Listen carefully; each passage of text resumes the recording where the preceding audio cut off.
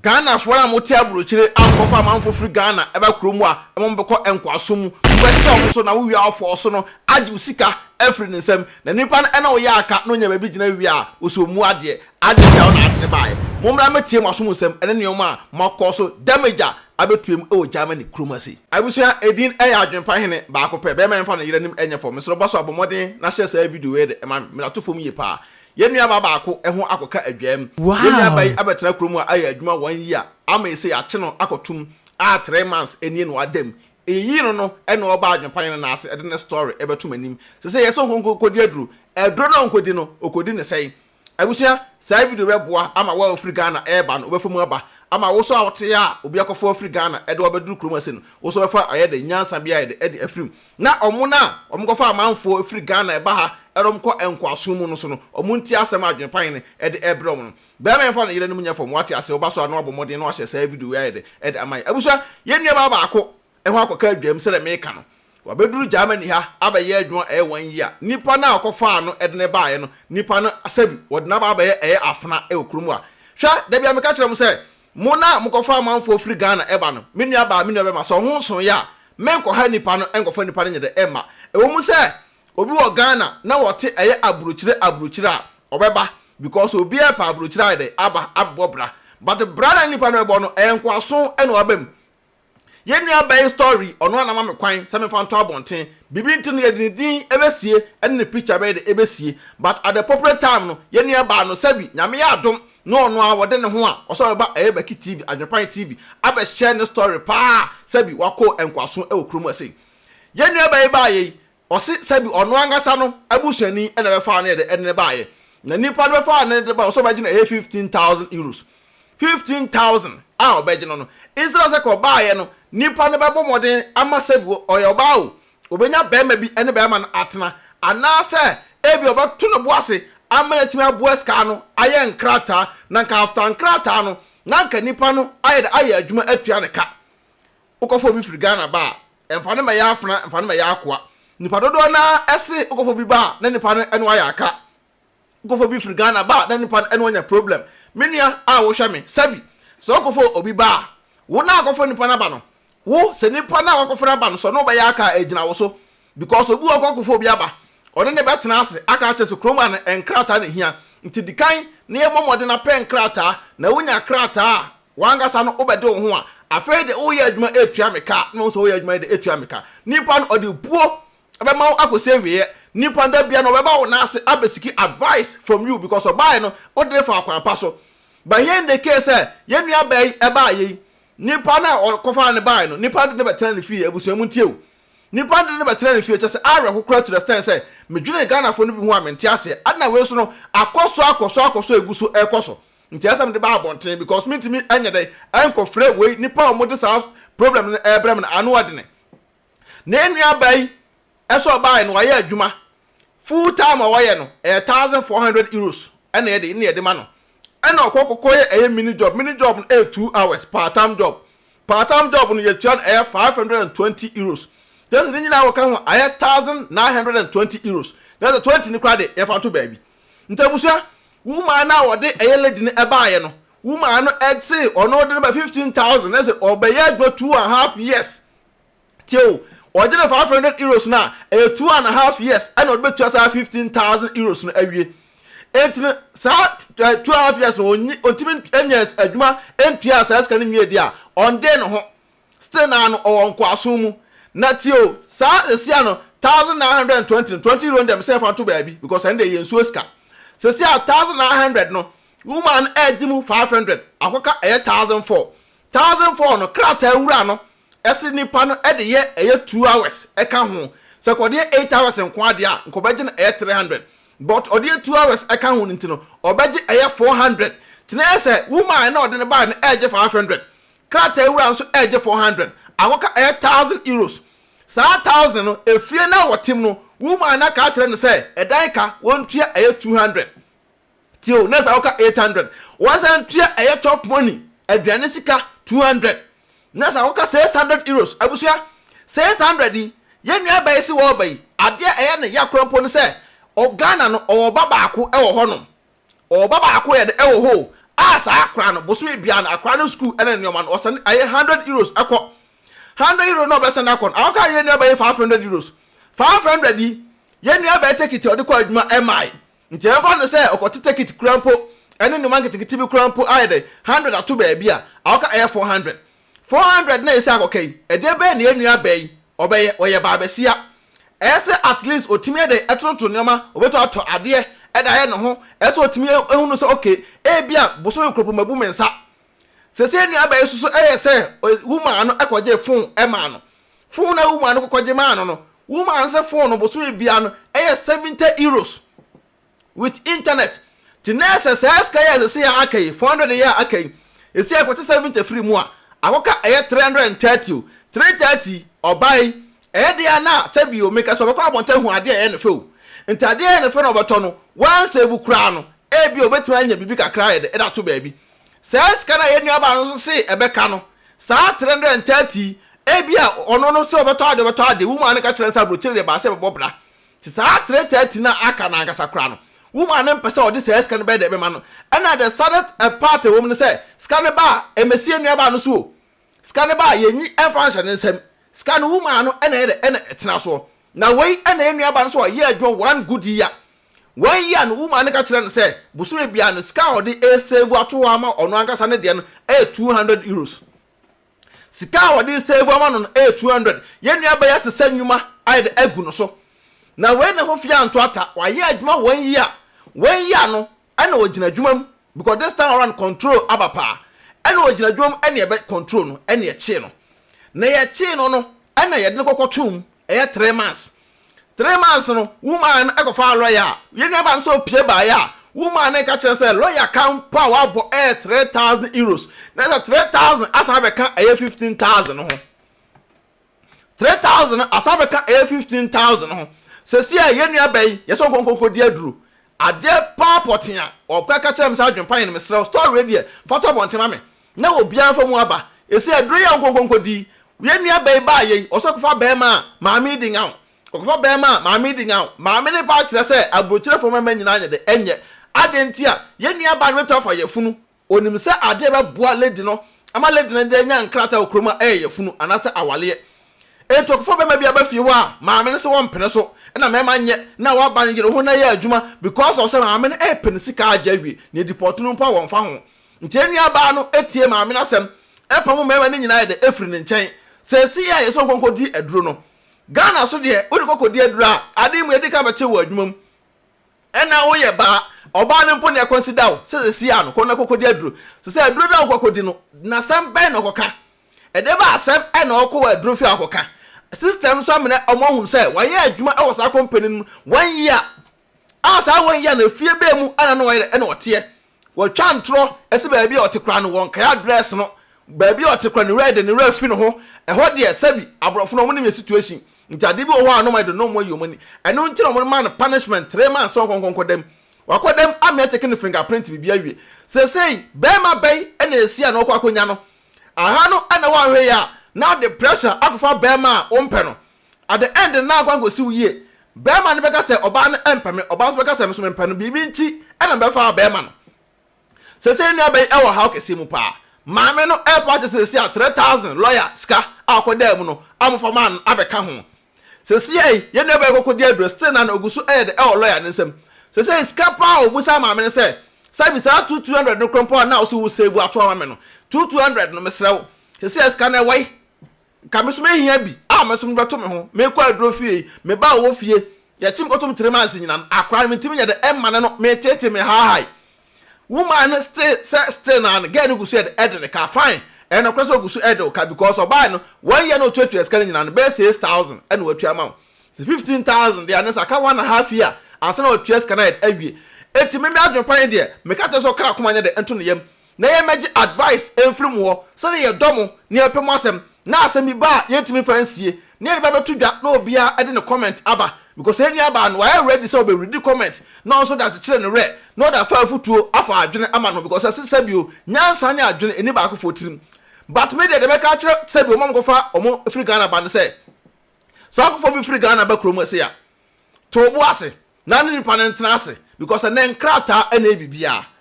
sa akofo bi firi Ghana ba empepre ho sa chenchina nipa no ontwe sika ma o se ne ekroma se yati Abrokyirɛ he nyina yi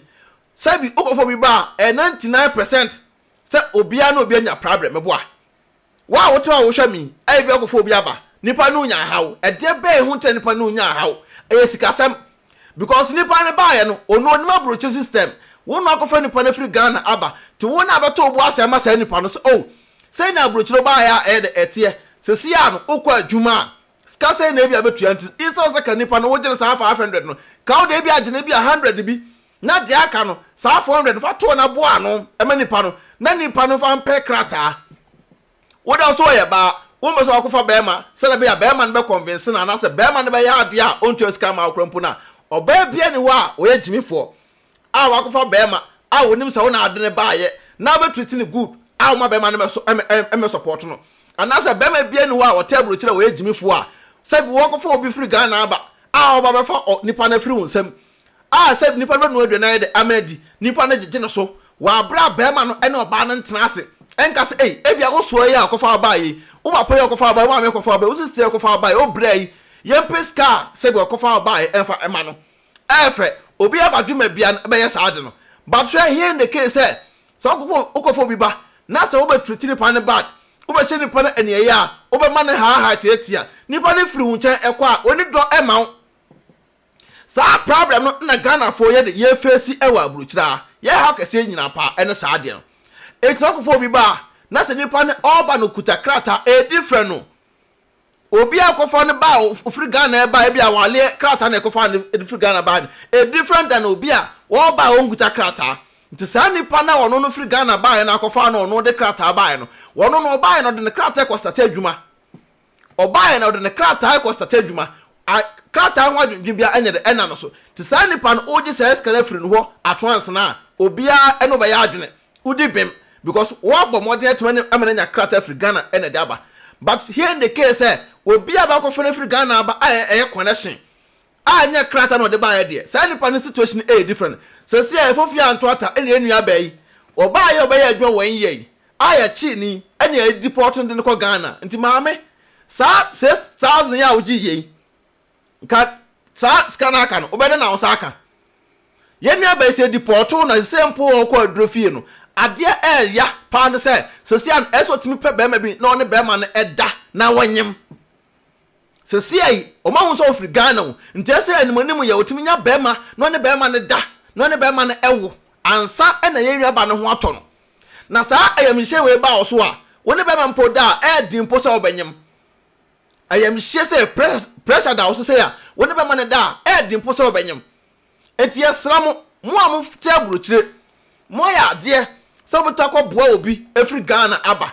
but esiei obi aba otu a na ye na kasakasa obi aba batro obi nche otu a na aja ne stress wo hye na ne nsam tententen ena nipa me betena nche no o tete me nipa me okofa me ba ye no me hu park mama Abrokyirɛ afro me wasesa nwuma edagu me so mesra mo omo so nipa brena oba ye na aba brena wunya sika se ebo an so kwakofa nipa na ba no wo nso a menye se wo enso a menye de menye because enu abai nioma wo kom no minim senya ono nkwa na ekọ saade nim oka atete a wafam ena obetena afie ono so no one edu Saturdays bia na one si fie ho no nyina ono ena osi fie ho no ma epepe fie ho maami ewo emama ya o nso mo nya hwe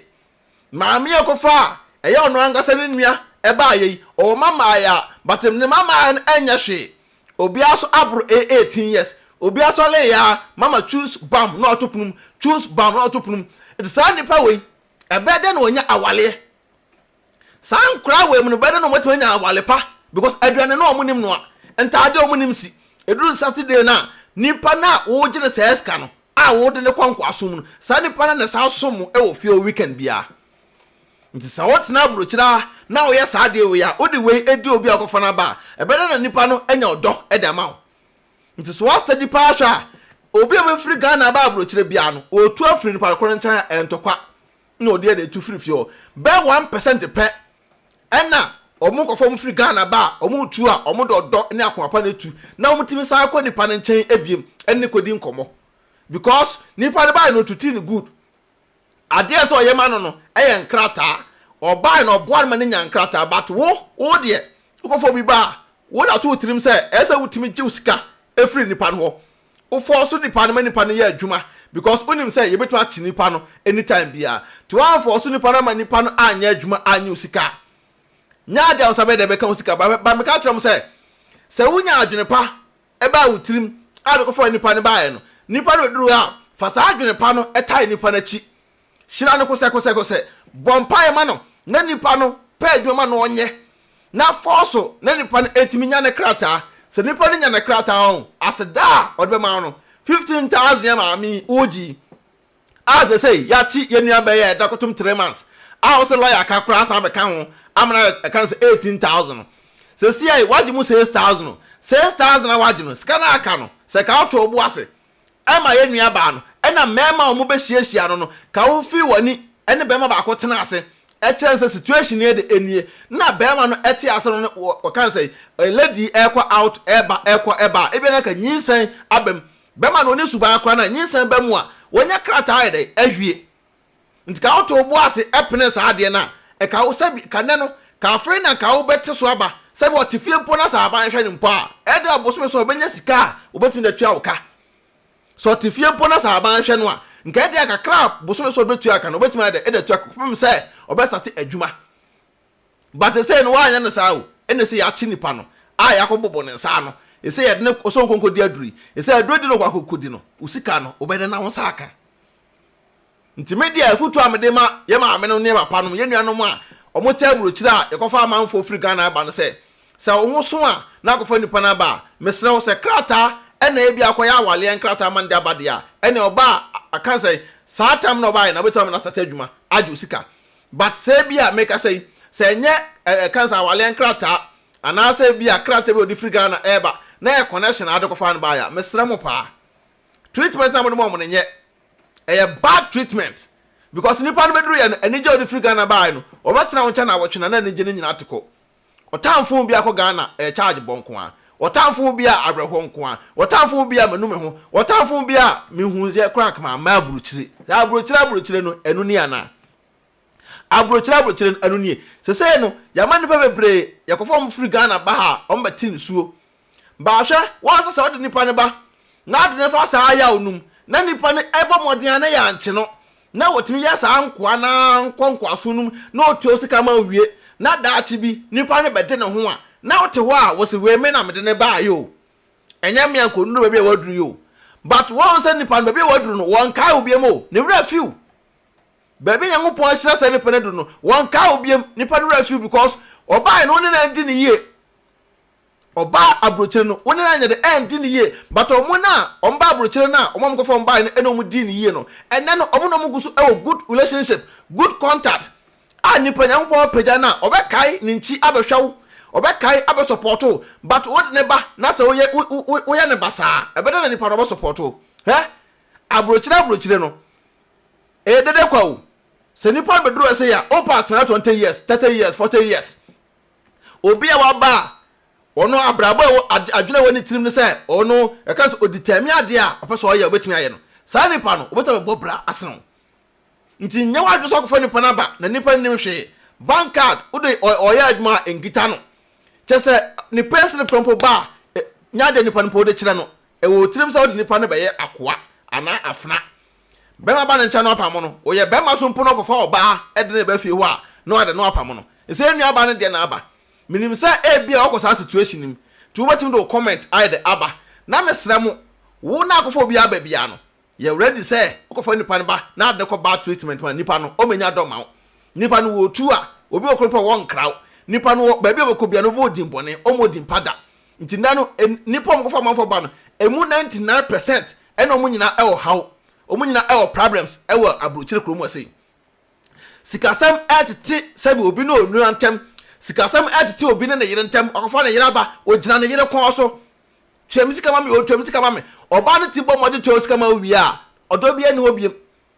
nipa na kofa ne ba no so bomode twemsika ne by force ma wi a odo bia ne ho because kana ode ma no wode wade ama nti wotimi nya de ema me hye no so nipa no tu kotena ba bia na ade nam menam de ne ba yo ena omu ade ena adwene de ne tirim ne se na oba abebuma bra me sun so wo na ade ne ba no wo mo na bebu nipa no abra ne sun ntabusa drop a comment na enua ba no wonim se ba bi wo bia no adwenpan de me ne kasa 24/7 on kana komanya de ento ne yam advice bia wo bia na esa adwenpan ne me de ma no na mo so adonfo mo so be drop a comment na enua ba no wo sua bi na wo bia wokofo bia ba bia no on so esua bi no ye nyina no ye ma mesua de e wo comment section aso ba so amekafo tap send e da ma tap edwuma de ko ma so ya snap so send diska efra mo no ne e de ko Ghana tap app e na mekafo da ma o first time so app na be hia promo code AdwenepaHene ba akopɛ na AdwenepaHene no abo agum benya discount kama nyame obo osoro bo asase won hyiraw medu besia mesraw se obo drop a comment na ye nyina yensua de ewum Abrokyirɛ edo kakraka batokofo bi ba na so tuti ne ba da e haw ne beto ni sai ni pakro no entem peace out odo mi kokro ma ba o na batoko edo he ma mi wo fa bie mo se me send ni ska wo Ghana ma me na so wo fa send ni ska ni kwa so kokro na ma ye ne den tina fi na send e kwa bet na me announce tap nka dia tap send na no so ye dia apo aba obia da no dugu no phone so na wo dey register the send ni ska kofi ayente na hwe sa na wo kwa mo ti ko treska extra man mesraw me kan for tap send amount so you so iPhone and also betam no akọ App Store no download the go phone so Android phone so no akọ Google Play no download the go phone so mesraw and I wo send so mesraw o first transaction be no wo so wo hia promo code no so ba AdwenepaHene AdwenepaHene e da go yes ntimpacho wo bogu a wo Europe kwa da wo benya €5 free before the some party for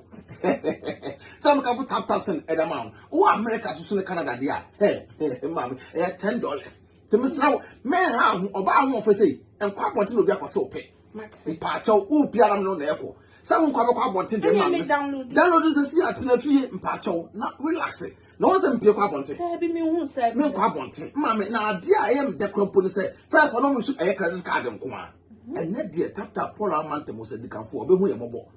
Was it who shoot normal bank card? What you register SMS coffee? Asem de atadwe yate de ti tap a ba ama hia for say send this can go Ghana na rate no so come yenche bi bia ma me mesraw me ka fa ma on se wani age ni anu ni me ro ye bad power and tentem to mesraw promo code bogum na ho hia me AdwenepaHene I na €5 free no more Canada so in US so benya $10. Oh, say your day. I am a daddy of for the only seven. I tap here, come on. Tap send Abusia, rate mo hene. AdwenepaHene, o twa supre kwabra fo wa ye kwa bibrim han bafo. O twa burumu wo de putupuriye buraburu ma mansan wo fufuo tom tibi